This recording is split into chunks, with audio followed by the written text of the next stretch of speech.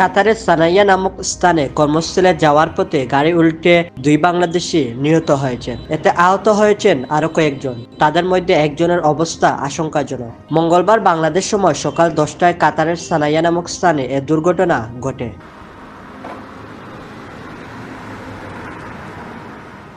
নিহতরা হলেন সিলেটের কানাইঘাট উপজেলার জিঙ্গাবাড়ি ইউনিয়নের আমরপুর গ্রামের আরজান আলীর ছেলে ফারুক আহমদ ও একই উপজেলার গর্দনাকান্দি গ্রামের মাসুক আহমদের ছেলে মোহাম্মদ।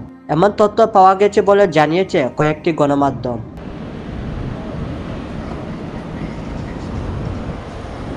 নিহতের খবর পরিবারকে নিশ্চিত করেছেন কাতারের বসবাসরত রাইহান আহমদ নামে কানাইঘাটের এক ব্যক্তি। তিনি গণমাধ্যমকে জানান, কাতারে তার বাসার পাশের একটি মেসে ফারুক আহমদ ও মাহমুদ থাকতেন। সকালে কাজে যাওয়ার সময় একটি সেতুর রেলিংয়ের সঙ্গে ধাক্কা লেগে তাদের বহনকারী গাড়ি উল্টে যায়। এতে ফারুক আহমদ ও মোহাম্মদ নিহত হন। এ সময় বেশ কয়েকজন আহত হন।